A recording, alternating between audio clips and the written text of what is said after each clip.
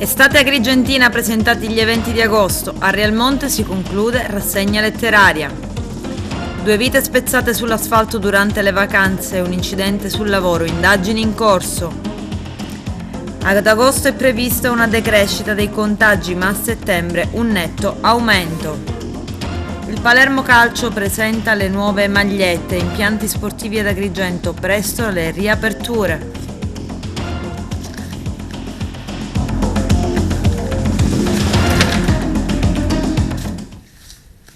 Bentrovati gentili telespettatori al nostro appuntamento con l'informazione. In apertura parliamo dell'estate agrigentina. Arte, cultura ed intrattenimento sono gli ingredienti delle manifestazioni in programma ad agosto. Il nostro direttore Arturo Cantella. Sindaco, dopo la presentazione ieri di Agrigento Capitale Cultura 2025, oggi si presenta il cartellone estivo con tante novità. Sì, oggi si presenta il cartellone estivo della stagione estiva teatrale, delle opere, dei concerti.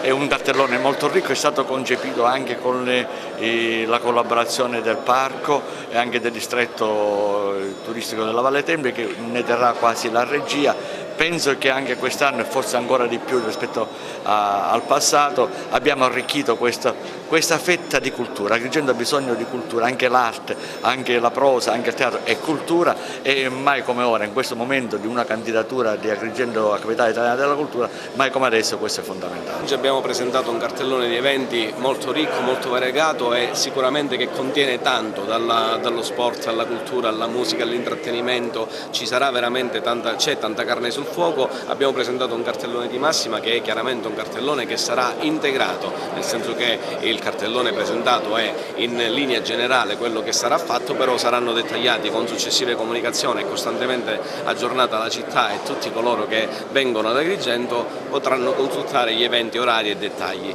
Un importante cartellone è l'obiettivo raggiunto di questa amministrazione e di questo assessorato, che è veramente la cosa che mi sta più a cuore, è il coinvolgimento di tanti attori di questa città, il Parco Valle dei Templi, il distretto turistico, tanti attori che sono veramente uniti e riescono a fare qualcosa di importante tutti insieme, perché tutti insieme possiamo raggiungere obiettivi che tante altre città d'Italia non hanno e che ci invidiano e che ci proiettano ad essere una delle prime città d'Italia. Assessore, qualche nome importante tra i tanti Oretta Berti, per farne uno, ma non sono meno gli altri? Sì, ci sono tanti nomi importanti. Tra gli eventi più importanti abbiamo chiaramente questo del Ferragosto con Pablo DJ, che animerà la serata di Ferragosto, quindi ci sarà Oretta Berti ospite, ci sarà la sera prima un'importante kermesse con i cabarettisti di Sicilia Cabaret, avremmo Natatangelo in concerto ad Agrigento, avremmo Mario Incudine con un festival che sta nascendo di identità siciliana e di tradizioni popolari. Abbiamo veramente tanto, in questo momento non me li ricordo, li trovate dettagliati nel programma tutti, però è chiaro che è un calendario di grande rilevanza culturale e di intrattenimento.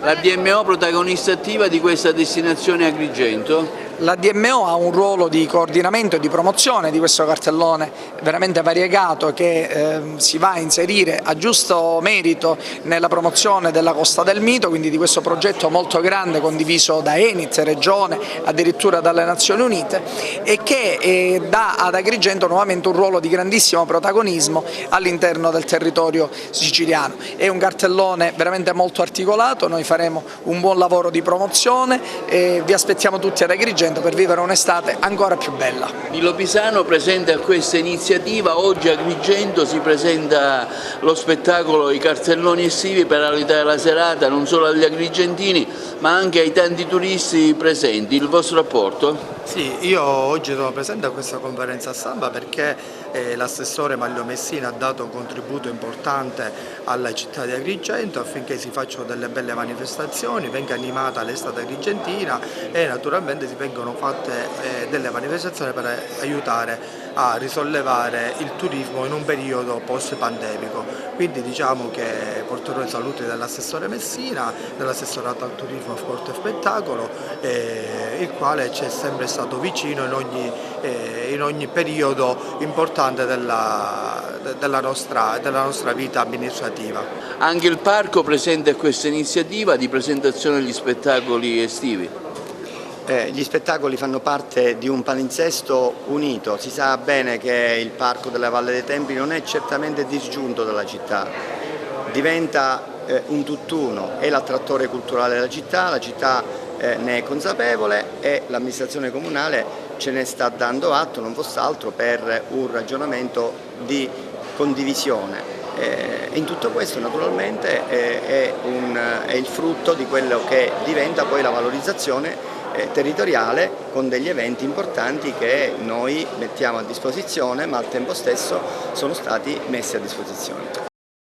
Arrivano dei minibus elettrici per visitare il centro storico di Agrigento. Vediamo. Siamo con Padre Pondillo, oggi al via un nuovo servizio che interesserà il centro storico. Ce ne parlerà meglio lui. Parte il servizio del Multibus, è un progetto che è stato pensato con il MIC, allora MIBAC, il Ministero della Cultura, per permettere a quanti fruitori del centro storico di poter arrivare al Museo Diocesano, alla Cattedrale Santa Maria dei Greci, ma anche a visitare le chiese che sono lungo il percorso e anche gli altri punti di interesse culturale. È un servizio integrativo che attraverserà le stradine del centro storico da Porta di Ponte, via Porcello, Santo Spirito, via Foderà, passerà dalla parte di via Atenea sotto San Giuseppe, il Belvedere su via Empedocle, via Gioeni, Plebiscirrea, alla Biberria e poi raggiungere la cattedrale e poi scendere da via Bacchi Bacche. Attraversa le strade strette che non sono servite dal servizio pubblico, quindi diventa anche un momento integrativo per il turista per poter eventualmente salire. Ecco, sul colle agevolato e alleggerito dalla fatica. Sono pulmini elettrici, quindi un progetto green che è stato riconosciuto di grande valenza da parte del Ministero della Cultura e ora con il partenariato del Comune quest'anno riusciamo a fare partire il progetto. Speriamo possa essere un progetto gradito alla città e ai turisti in maniera particolare. Ecco, ci sarà un capolinea? Il punto di partenza è sempre Porta di Ponte e il punto di arrivo la cattedrale, poi lungo il percorso ci saranno le fermate che sono state autorizzate. Naturalmente è un servizio a sbigliettamento ma con una riduzione poi per chi arriva per i servizi del Museo Diocesano e della cattedrale per le visite ai monumenti del centro storico. Ecco, l'abbiamo vista presente in tantissime manifestazioni, Padre Pondillo, ieri alla presentazione del cartellone di Agrigento Capitale della Cultura, oggi al cartellone estivo, insomma un ruolo attivo quello vostro. Ma la diocesi, come ho detto nelle altre interviste, non può non essere presente. Abbiamo un grande patrimonio materiale e immateriale, quindi architettonico e di tradizioni, da tanto patrimonio artistico, stiamo cercando di metterlo a regime, alla fruizione. È una diocesi che attraverso la sua storia di cultura e di fede ha detto e ha ancora tanto da dire alla comunità. Alla Valle dei Templi nuovi servizi per i visitatori, ristorazione e bar. Giovanna Neri. Allora, nasce un nuovo concept per la caffetteria del Museo Griffo, oggi la presentazione ufficiale, quali sono le novità? Ho lavorato perché è raggiunto il tempo di cambiare l'offerta, di avere un'offerta di una qualità più elevata, che riguardasse prodotti di eccellenza, a partire da quelli che abbiamo in casa e a partire dalla narrazione del progetto culturale Diodoros. Quindi oggi abbiamo e presentiamo questo nuovo progetto che offriremo ai nostri visitatori, che è basato su prodotti di eccellenza, prodotti legati al territorio, prodotti legati a una politica di conservazione alla bontà del prodotto, a partire dal reclutamento delle materie prime, che sono materie di eccellenza, ma materie che vengono elaborate e coltivate con i principi dell'agricoltura biologica, e quindi ci sembrava opportuno cambiare l'offerta e farlo con un progetto di qualità. Siamo qua a presentarlo nella caffetteria del museo, che sarà oggetto nei prossimi tempi di una nuova sistemazione esterna per quanto riguarda lo spazio culturale adiacente e per quanto riguarda i giardini. Perché l'enogastronomia rappresenta anche un attrattore turistico? Assolutamente sì, probabilmente oggi è uno dei più importanti attrattori turistici. Noi ci troviamo all'interno del Parco Valle dei Templi, sito UNESCO, non poteva essere che così, l'offerta enogastronomica deve essere assolutamente di qualità e alta soprattutto. Abbiamo selezionato alcuni nuovi fornitori che serviranno le caffetterie, li abbiamo selezionati perché producono in biologico, perché sono attenti al territorio, perché recuperano tradizioni. Lo abbiamo fatto anche con il pensiero culturale da affiancare al progetto Diodoros. Come sapete Diodoros è il progetto del Parco Valle dei Templi, che nasce sì come agroalimentare ma che oggi si è trasformato in un prodotto enoturistico assolutamente. Le due caffetterie, quella degli Arcosoli tra Giunone e Concordia e quella del museo, dalla prossima settimana avranno una concezione totalmente diversa. Saranno plastic free. Abbiamo abolito quasi tutta la plastica, l'unica plastica che è rimasta è in una bottiglietta di plastica riciclata. Cos'altro? Abbiamo realizzato una piccolissima carta dei vini da offrire ai turisti e ai visitatori, tutta limitatamente al territorio di Agrigento, selezionando cantine e vitigni. Cos'altro abbiamo fatto? Abbiamo sostituito i prodotti di massificazione industriale, quindi merendine e tutte le altre cose, con prodotti artigianali del territorio. E abbiamo messo, probabilmente avete già visto, tra le merendine, che non è una merendina, abbiamo inserito la Cudureggia di Delia per esempio, che è un biscotto antichissimo che risale al 1200. Abbiamo inserito i formaggi di capra girgentana nel menù, insieme ai formaggi di vacca modicana. Fanno parte sì dei progetti e dei presidi Slow Food, ma fanno parte assolutamente della nostra tradizione e della nostra cultura di questa parte di Sicilia. Ed adesso un servizio del nostro direttore Arturo Cantella sugli eventi del fine settimana. Vediamo. Fine settimana ricco di appuntamenti, quelli che si svolgeranno ad Agrigento e nei comuni vicini. Presso il piazzale Caos al Caffè Letterario si svolgerà l'annuale appuntamento con il premio Alessio Di Giovanni organizzato dall'Accademia Teatrale di Sicilia, che vede in Enzo Alessi l'asse portante del premio stesso, giunto alla sua 25esima edizione. L'appuntamento è previsto per le ore 18. Un altro evento importante è previsto per la giornata di domenica. Si tratta del premio Mimosa d'Oro che si svolgerà presso il Tempio di Giunone alla Valle dei Templi, assegnato quest'anno alla giornalista Donatella Bianchi, nota conduttrice RAI del programma Lineo Blu, e alla astrofisica Verona Bindi, che rappresenta l'eccellenza italiana all'estero nel settore spaziale. Il premio è giunto alla sua 32esima edizione, promosso dal Centro Culturale Renato Guttuso, presieduto da Lina Urso Gucciardino. Un altro appuntamento importante è l'evento che si svolgerà al Piazzale Caos domenica 31 luglio, dedicato ai 100 anni dell'attore agrigentino Nino Bellomo, Un secolo d'arte, il titolo che il figlio Francesco ha voluto dare al festeggiamento del papà. L'evento vedrà la partecipazione straordinaria di un artista famoso come Michele Placido, grande amico della famiglia Bellomo. Presenterà la serata il siciliano presentatore Salvo La Rosa.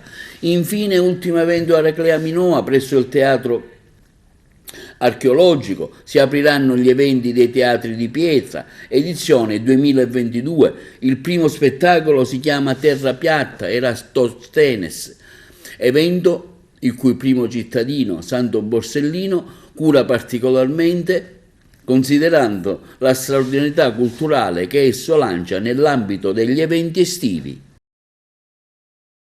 Opera al via la rassegna estiva del Sicilia Classica Festival, il debutto il 6 agosto a Terrasini. Vediamo. Saranno due artisti di calibro internazionale ad inaugurare il Sicilia Classica Festival 2022, il soprano lirico Made in Sicily Desiree Rancatore e il rocker svedese Johan Boding, da anni il cantante principale di diversi tributi ai Queen. Sono loro i protagonisti insieme all'Orchestra Sinfonica Siciliana diretta dal maestro Roberto Molinelli dello spettacolo qui in Barcellona Opera Rock che si terrà il prossimo 6 agosto presso l'Anfiteatro Villa Mare a Terrasini.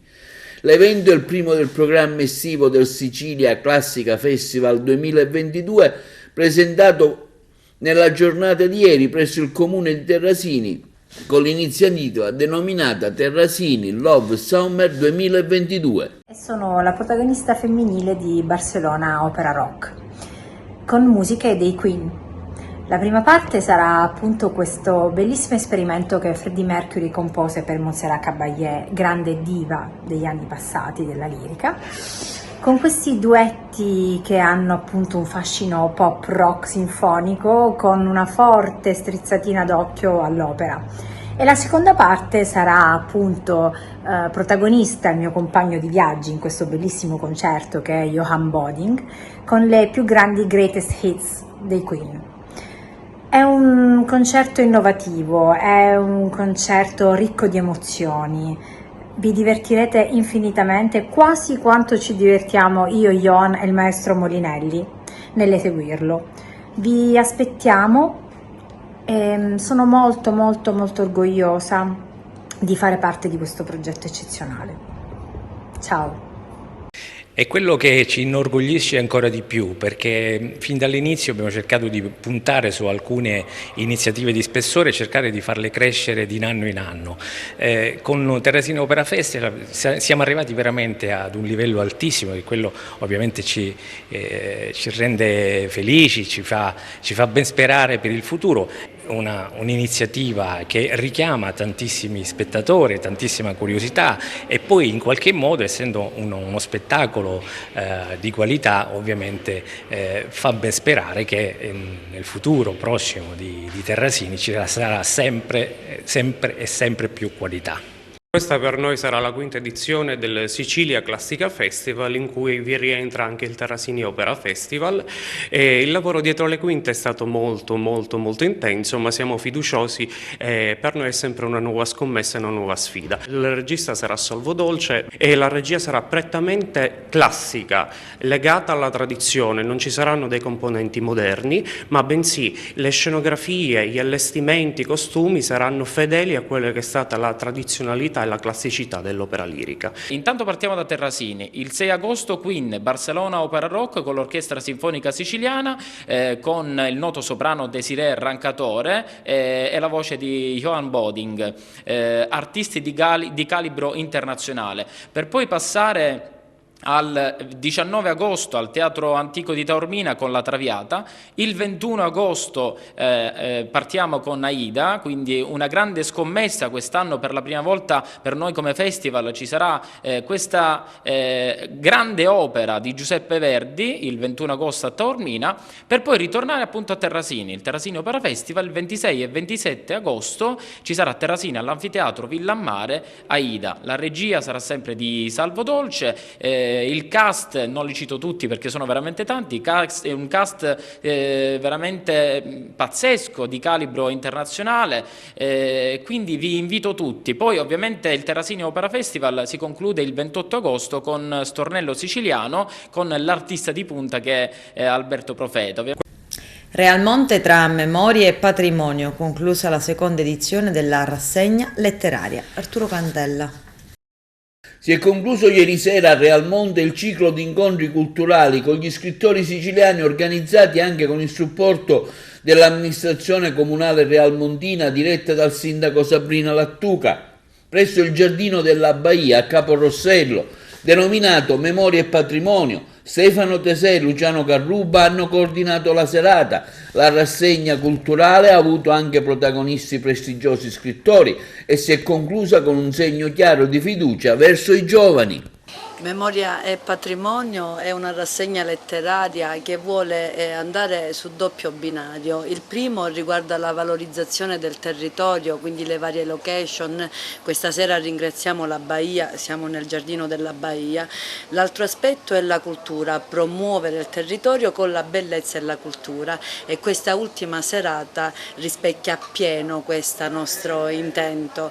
Perché? Perché avremo la presentazione di un libro di poesie con l'intervento della professoressa Cottone, reciterà delle poesie anche il dirigente scolastico, la dottoressa Fazzi, con la partecipazione del professore Tesè e del professore Carruba, ma avremo soprattutto i ragazzi. Stasera metteremo alla prova, se si può dire così, questi giovani talenti, le nostre belle teste come le chiamiamo noi, e cioè ragazzi dall'animo sensibile che vanno in direzione della bellezza con le poesie e con l'arte in generale. Quindi si conclude questa manifestazione, questa rassegna estiva nel migliore dei modi. Ecco, vorrei anche ricordare con l'occasione l'estate a Realmonte con una serie, un cartellone ricchissimo di eventi al Teatro Costa Bianca, in piazza Realmonte, insomma nei vari luoghi realmontini. Quest'anno si è pensato, visto che è cessata la situazione emergenziale con l'ultimo decreto che è stato pubblicato, abbiamo attenzionato molto la piazza come un'agorà, un centro di aggregazione per eccellenza, e quindi abbiamo avviato questo progetto specifico del nostro programma che si chiama Carricacina Aggrega. È un grande contenitore, anche Carricacina Aggrega ha lo scopo di valorizzare il territorio e la piazza nella fattispecie, e lo fa attraverso delle attività, sono diverse, sono composite. Abbiamo un bellissimo Greste sotto le stelle, dove proprio l'altro ieri abbiamo accolto una famiglia ucraina, una mamma e 2 ragazzi, e ospiti di una famiglia la cui moglie, diciamo italiano lui, lei russa, quindi un grande messaggio forte d'amore. Abbiamo anche la proiezione di pellicole al Cortile Manno, eccetera. Abbiamo avuto Toto Cascio in piazza Cinema Paradiso, quindi questa vita condotta anche stavolta a doppio binario, una prima fase dove il talento ha preso il sopravvento e un secondo step dove lui faceva i conti con la sua malattia, e grazie a quell'arte, a quel labirinto che hanno proiettato, come se il bambino Toto Cascio prendesse in mano l'adulto, è uscito e ha capito il senso della sua esistenza, e cioè la campagna di sensibilizzazione per le malattie rare. Con il teatro abbiamo riproposto le attività di ogni anno, una sezione dedicata al teatro, una sezione dedicata alla musica leggera, un'altra ancora dedicata alla musica classica, e poi delle attività di laboratorio. Insomma anche il teatro sarà ricco di eventi molto belli, molto impegnati, alcuni leggeri, insomma in linea con le stagioni di Costa Bianca. Per il resto il Comune sta lavorando veramente a 360 gradi con il Villa Romana, lì sono state previste 2 attività, con la Scala dei Turchi si faranno delle attività anche lì, quelle a settembre, e magari poi sveleremo, ecco, nello specifico le attività che avremo a settembre come destagionalizzazione. Quindi siamo all'opera e quindi lavoriamo per il territorio in direzione della bellezza. Io sono convinta che insieme scaleremo il futuro. Ma sicuramente un viraggio molto positivo, in quanto la rassegna, come tu stesso dicevi, è stata piuttosto varia e qualificata per le presenze. Si è caratterizzata come l'anno scorso, alcune di queste serate si sono svolte nel centro abitato, la prima e la quarta, mentre poi abbiamo preferito delocalizzare in location belle del nostro territorio anche al fine di valorizzarle. Questa sera mi fa piacere sottolineare il fatto che la rassegna si chiuderà con uno spazio dedicato ai ragazzi, così come si è aperta con la prima puntata che era stata dedicata proprio a questo puparo, un bambino piccolissimo, e si concluderà con degli alunni della scuola, ex alunni della scuola, per creare questo filo che lega proprio il mondo degli adulti, sicuramente degli scrittori affermati, allo stesso tempo mettere in risalto anche i ragazzi che stanno intraprendendo questa bellissima attività e quindi vedremo all'opera, oltre il relatore, il professore verrà a raccontare del suo libro, anche ragazzi che stanno iniziando questo percorso che speriamo possa essere il più brillante possibile del nostro territorio. Quindi sempre un'attenzione ai nostri giovani, un'attenzione al nostro territorio. Sì, l'idea è stata proprio quella di condurre un percorso che riuscisse ad abbracciare il territorio di Realmonte, dal centro storico ai lidi, e quindi cercare un po' di coinvolgere tutta la comunità di Realmonte, proprio perché parliamo appunto di patrimonio e la memoria chiaramente, quindi abbiamo avuto ospiti illustri, studiosi, amanti della cultura che sono stati protagonisti di questi momenti. Per me non è l'ultimo appuntamento di Memoria e Patrimonio, io credo fortemente che Memoria e Patrimonio sia un percorso che ha un suo inizio ma non ha una sua fine, ci appartiene alla nostra quotidianità, e parlare di memoria in un momento storico in cui forse si è persa la memoria è qualcosa di importante. Sono veramente felice di essere qui e di poter approfittare di questo bellissimo scenario che è vostro, che è nostro, della nostra terra siciliana, per presentare questo mio primo libro di poesie. Un motivo in più per leggere il libro? Non c'è nessun motivo, perché la poesia non ha motivo, però ci rende vivi, ci rende umani.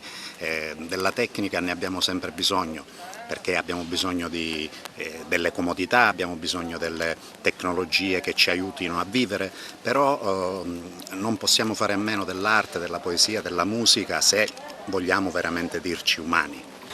È stata una manifestazione importante perché mettere assieme momenti di memoria, ricordare quindi il passato e vivere il presente con autori di grande rilievo culturale, creativo, allora è stata una cosa molto bella che Realmonte ha saputo gestire, ha saputo portare avanti con il contributo di diverse persone. Io nel mio piccolo con la Medinova sono riuscito a dare un contributo così organizzativo a tutto, e quindi sono contento perché è solo attraverso la valorizzazione della memoria, la conoscenza della storia che noi viviamo, che riusciamo a fare cultura, e ci proiettiamo quindi nel futuro con le azioni dirette di tipo letterario, delle ricerche, degli scritti. Questo è importante e Realmonte ha saputo capire questa dimensione di attività che si devono portare avanti e l'ha saputo fare con grande capacità. A Catania, nella zona industriale, un operaio di 37 anni è morto vittima di un incidente sul lavoro avvenuto del sito della Ecometalli SRL, che si occupa di raccolta e commercio di metalli. Sul posto sono intervenuti i carabinieri, la procura ha avviato un'inchiesta. Lui, su un mezzo di lavoro, sarebbe stato colpito da un frammento metallico dopo l'esplosione forse di una bombola. Su quanto accaduto indagano gli ispettori del Servizio Prevenzione e Sicurezza degli ambienti del lavoro dell'azienda sanitaria provinciale. Un incidente stradale in autostrada alla Siracusa-Gela, nel tratto tra Rosolini e Noto, ha provocato la morte di un turista di 73 anni di Mantova in vacanza in Sicilia. Lui, per causa in corso di accertamento da parte della polizia stradale, sfuggito il controllo della sua automobile, si è schiantato contro il guardrail. L'impatto si è rivelato fatale. I vigili del fuoco lo hanno estratto dall'abitacolo. I sanitari del 118 hanno constatato la morte.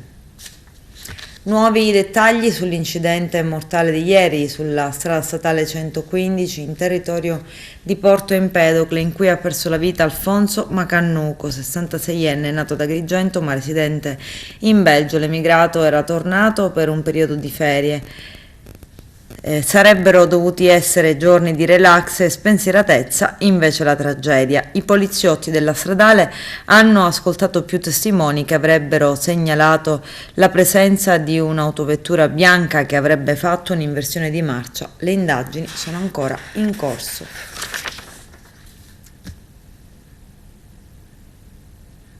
Tartarughe caretta nate fra la sabbia, Mariamico riesce a salvarle quasi tutte. La schiusa fra le dune del posteggio del porto turistico di Siculiana. Arturo Cantella. Il porto di Siculiana, completamente insabbiato, è diventato un grande posteggio. Tra queste dune di sabbia alcune settimane fa una tartaruga caretta ha deposto le sue uova e è andata via.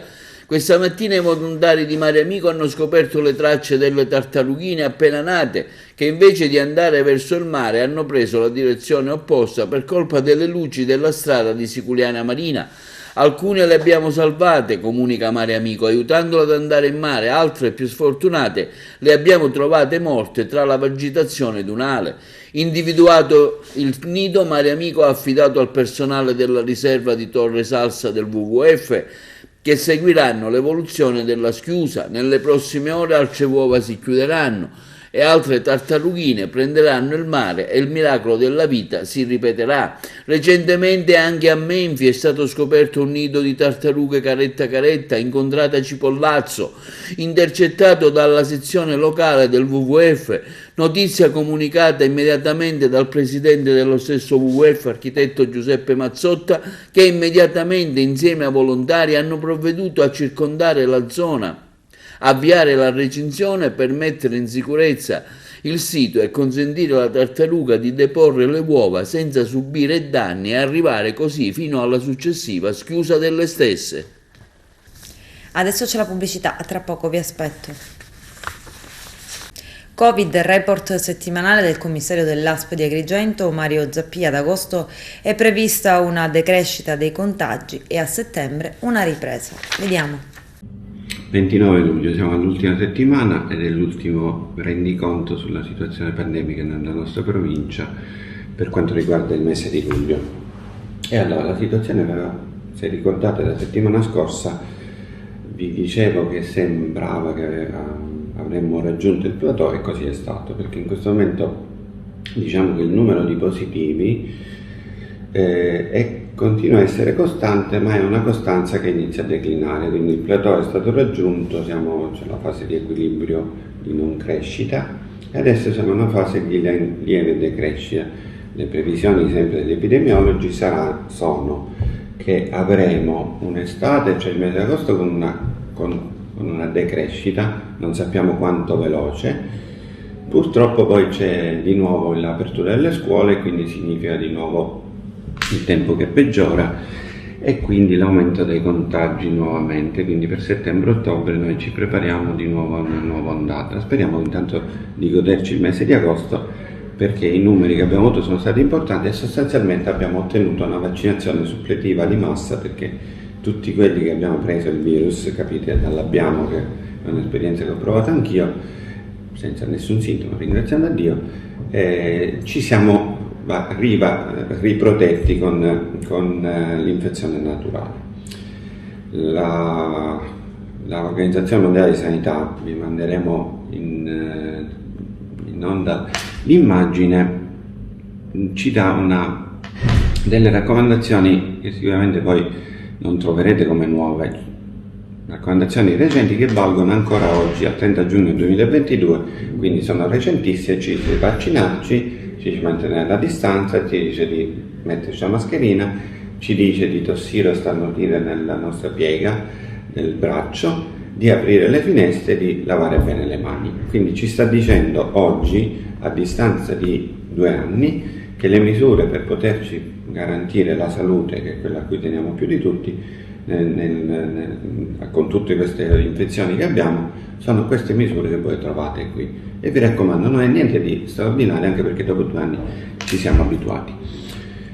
L'altra cosa che vorrei dirvi, perché è un'altra buona notizia secondo me, è il fatto che a distanza di 2 anni, quindi con dati scientificamente provati, è provato che il vaccino attuale, nonostante adesso uscirà quella nuova, produce, cioè ci protegge in maniera efficiente da quelle che sono le malattie, ovviamente non dall'infezione. Hanno fatto una prova per i non vaccinati e per i vaccinati, quali sono state le complicazioni o le morti in questo caso, e sono notevolmente più basse. Quindi Abbiamo le misure che dobbiamo fare e i risultati oramai di 2 anni di esperienza, quindi con dati di persone, e abbiamo potuto verificare che queste cose sono scientificamente provate.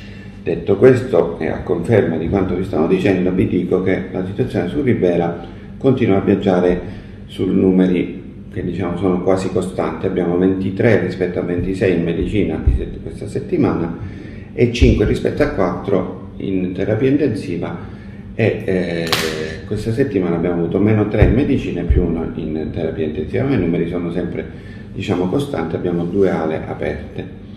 Vi dico subito che vi dicevo settimana scorsa che per quanto riguarda la terapia intensiva che avevamo avuto anche numeri importanti, ancora sono importanti perché è mezzo reparto di terapia intensiva, abbiamo avuto delle difficoltà per garantire gli interventi in elezione, cosa che si sta mantenendo perché prima ne avevamo 4 anestesisti col Covid, poi sono arrivati a 6 settimana scorsa, oggi sono 8. Di questi 8 lunedì noi ci auguriamo che qualcuno, i primi soprattutto, rientrano, però la situazione nell'ospedale riunito di Sciacca Ribera con -8 anestesisti e con questi numeri di pandemia capite bene che c'è qualche problema per quanto riguarda i ricoveri in elezione. Vi dico però che per quanto riguarda i ricoveri gli oncologici sono stati mantenuti perché diciamo che ci sono stati delle persone a partire dal direttore dell'anestesiologia, ma non solo lui, i suoi collaboratori, che hanno fatto turni suppletivi e hanno garantito anche delle urgenze e una concomitante presenza di 5 codici rossi al pronto soccorso di Sciacca. Vi dico a concludere come notizia importante che anche ad Agrigento nel pronto soccorso abbiamo avuto il sopralluogo dell'ingegnere D'Urso della struttura regionale della Presidenza della Regione per completare i lavori della terapia intensiva con la soddisfazione del primario della caposala della terapia intensiva di Agrigento e per sbloccare i lavori del pronto soccorso perché la ditta si è ritirata, quindi abbiamo perso un bel po' di mesi, ma non è stata assolutamente colpa nostra e adesso i lavori vengono quantificati, quello che è già stato speso, si toglie quello già speso e si riaffidano a un'altra ditta. Come vedete noi cerchiamo di affrontare tutte le problematiche che abbiamo all'interno della nostra ASP, non ce la faremo mai a fare tutto nello stesso momento, però una cosa vi posso assicurare, stiamo facendo tutto quello che è nelle nostre possibilità. Appuntamento al primo appuntamento di agosto. In realtà le allucinazioni olfattive non sono una novità. Già l'anno scorso, nel 2021, si parlava di fantosmia nella letteratura scientifica inglese. Quindi queste alterazioni che possono presentarsi anche in casi lievi di Covid e si presentano in genere a distanza di 20 giorni, 20-30 giorni dall'esordio della malattia, in alcuni casi anche prima, e possono essere accompagnati chiaramente anche ad alterazioni del gusto e a iposmia. Quindi iposmia, alterazioni del gusto e allucinazioni olfattive possono far parte del quadro sindromico che accompagna il Covid. Diciamo che in corso dell'infezione di SARS-CoV-2 ci può essere un edema della mucosa nasale che può portare a questa alterazione, così pure una compromissione, diciamo, delle vie nervose, dei recettori nervosi. E per questo, diciamo, la ripresa della normalità può essere leggermente più ritardata, però pian piano si ritorna alla normalità. Spaccaosso, un film sulle truffe alle assicurazioni a Palermo, una storia di miseria e dolore. Vediamo. Ho chiamato un cliente da parlare con urgenza, ripeto urgenza. No, ma è originale. Sì, però significa che loro continuano a rompere. Gioia, ascoltami un attimo. Io ancora non ho capito, siccome non è la prima volta, voi, ci sono state altre persone, ma voi per quale motivo l'avete fatto? Come? Per quale motivo l'avete fatto? Per i soldi iniziali? Allora, tu l'hai fatto solo per le 1.000 euro? O per l'ultimo i soldi quelli grossi? Io penso che voi l'avete fatto per i soldi finali, giusto? Quelli grossi? Sì. Ecco. Io stesso, perché io non vedo niente, io non vedo né cosa sei, e per i medicinali pensiamo neanche in ACE, per i visiti veniamo a pigliare in ACE. E perché non parli con l'avvocato, che è venuto da te l'avvocato, a dirti di che cosa hai bisogno, ma ti congiuricite.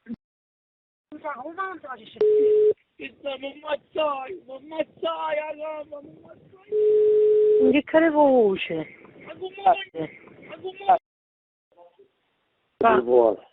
Maria, basta. Maria, tutti dei sangue. Ma non può essere da proprio soccorso. Quindi non fa carraggio allora. Schiena.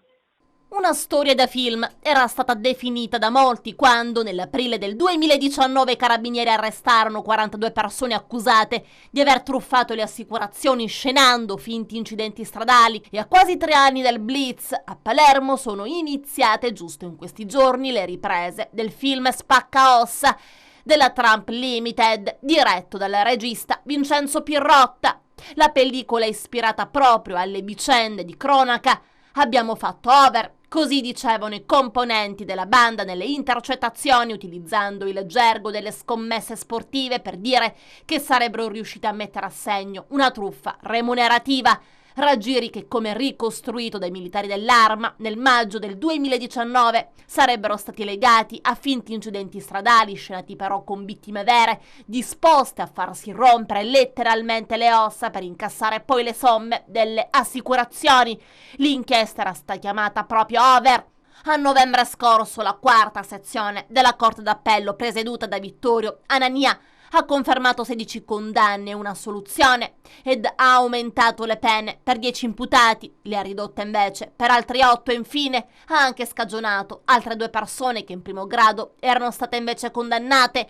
Iniziata venerdì 11 febbraio in un palazzo di via San Martino, la lavorazione della pellicola proseguirà nei prossimi giorni. Dal 14 al 23 febbraio, come si legge in una ordinanza del comune, sono previste limitazioni temporanee al traffico per consentire le riprese nelle seguenti strade: via La Massa tra via Collegio di Maria e via Benedetto Gravina, via Fiammetta tra via Collegio di Maria e via dello Speziale, piazza Calza, via Tenente Giovanni Ingrao, via Goethe e via Mario Cutelli, via dell'Airone tra via Enrico Ragusa e via Alcione, via Enrico Ragusa, via del Cigno tra via dell'Airone e via La Regione Siciliana.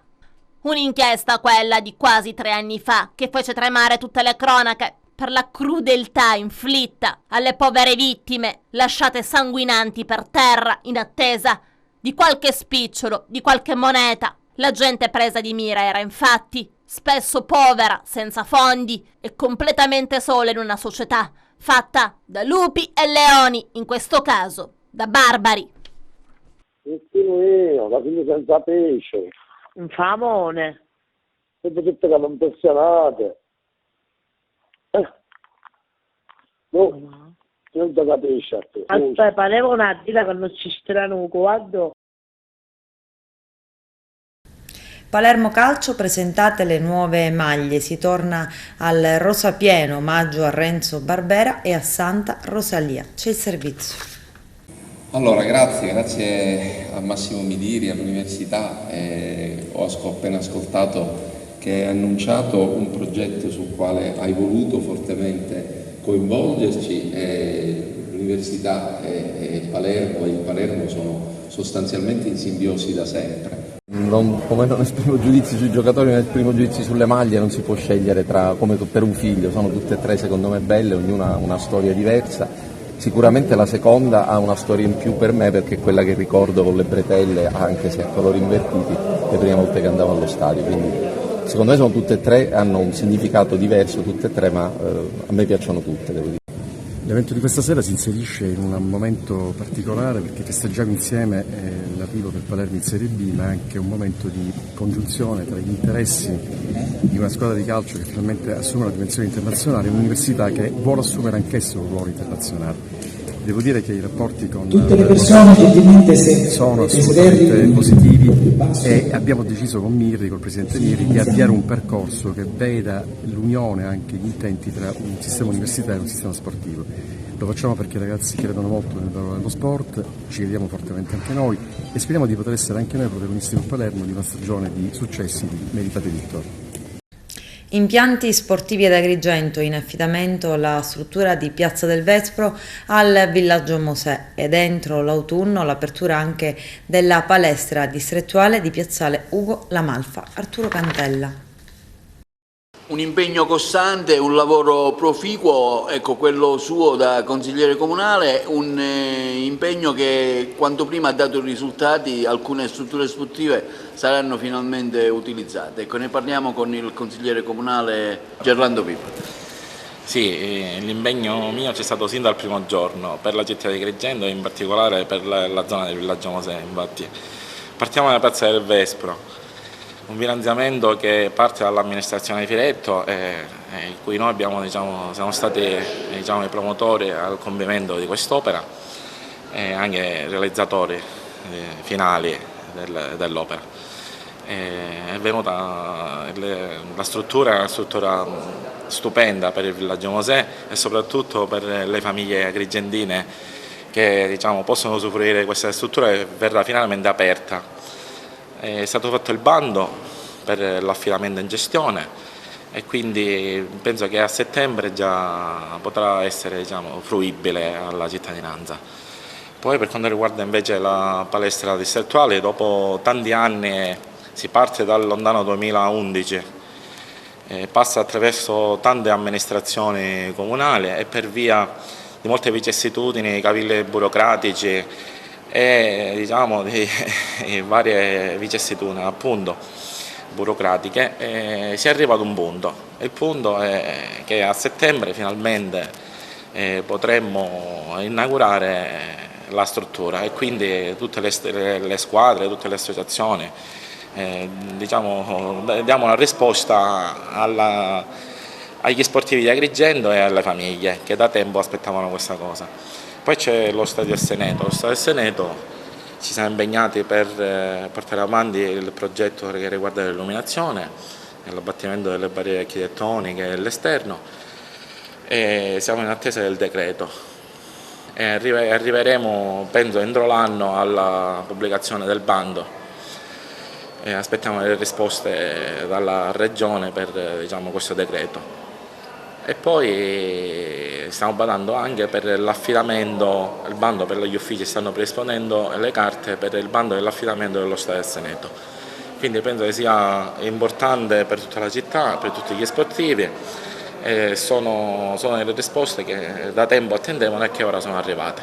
In tal senso ieri è uscita la notizia che ci sono dei bandi relativamente all'affidamento ai privati di alcune strutture sportive. Sì, appunto, Piazza del Vespro è una di queste che riguarda il Villaggio Mosè e quindi è uscito il bando, è scattato il giorno 29, chiunque potrà partecipare secondo le indicazioni del bando e del capitolato speciale d'appalto. Con questo è tutto, termina qui l'edizione del telegiornale. Grazie per la gentile attenzione, per essere stati con noi e buon weekend, a presto.